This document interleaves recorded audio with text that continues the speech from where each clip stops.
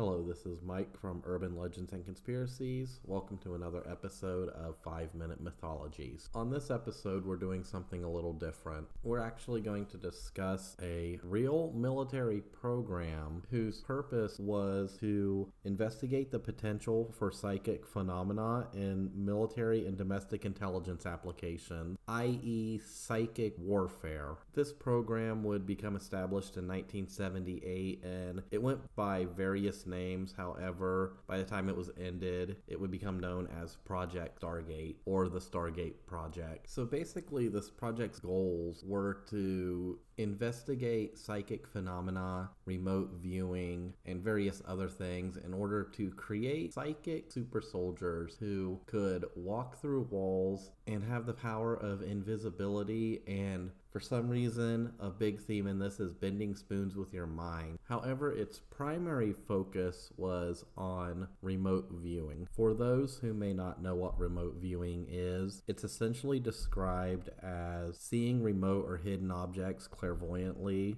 with the inner eye or alleged out-of-body travel. However, in this context, it was mostly used as a way to spy on the Soviet Union. Basically, think of it as like what a spy satellite does today. Yeah, remote viewing was kind of like the human equivalent of that. So this really gets its start in the early 70s as a response to the suspicion that the Soviets were also looking into this same kind of psychic warfare. Typical thinking of the time, we have to remember this is the Cold War. It's basically an international pissing contest to see which nation is the best. So this really starts in the early 70s when the CIA gives funding for a series of programs which would investigate this phenomena of remote viewing. It kind of starts at Stanford and then it's eventually picked up by the U.S. Department of Defense. These programs get their real first taste of success in 1976 with the locating of a lost Soviet spy plane by a lady named Rosemary Smith, who was a young administrative assistant in one of these programs. Now, whether or not she was able to accurately discern this from remote viewing or an out-of-body experience or whatever, it's kind of unknown. This was kind of a secret program, and psychic phenomena is hard to verify. You can't really run a control test to see what your results would be compared to the control. So for all intents and purposes, they consider this a win or a success. So in 1978, kind of when everything comes together, the project is part of military intelligence, U.S. Army intelligence, and it's being run out of Fort Meade in Maryland, specifically in buildings 2560 and 2561, which were like these leaky old wooden barracks that nobody was really using for anything else. And at the peak of the project, it had roughly about 21 military and civilian personnel, all being led by United States Army Major General Albert Stubblebine, who was the commanding general of the U.S. Army Intelligence and Security Command from 1981 to 1984. Now, not to diminish a two-star general's illustrious career, I mean, this guy was awarded the Legion of Merit and a Bronze Star in Vietnam. He did have some pretty out there,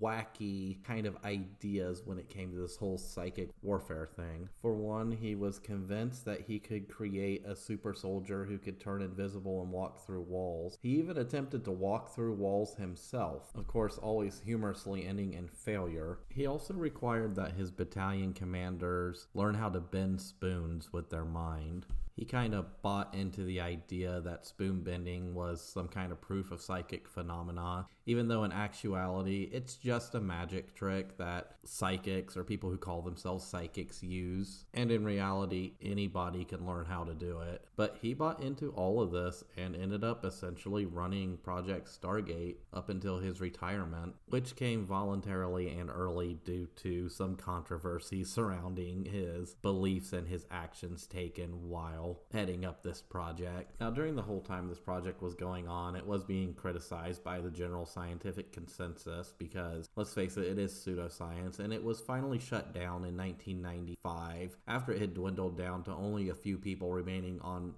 government payroll, and after reports came out that no remote viewing report ever provided any information which aided in any intelligence operation in any way. So in 1995, this $20 million project was scrapped. So that's essentially the gist of it. Over a maybe 20-year time frame, the U.S. government threw $20 million at a bunch of psychics who basically sat in a room, stared at a map, and played guessing games. However, it pretty much goes to show that you could pretty much sell any crazy idea to the government and somebody in it will give you funding. Now, I just kind of breezed over a lot of information in this little episode. If you want to read more, there's a ton of information on it on places like Wikipedia, or you can read the novel, which was written in 2004, which kind of parodied this program. That is called The Men Who Stare at Goat, or you could watch the 2009 movie based on the same thing. And let's all remember that for a brief moment in American history, a U.S. Army Major General who was head of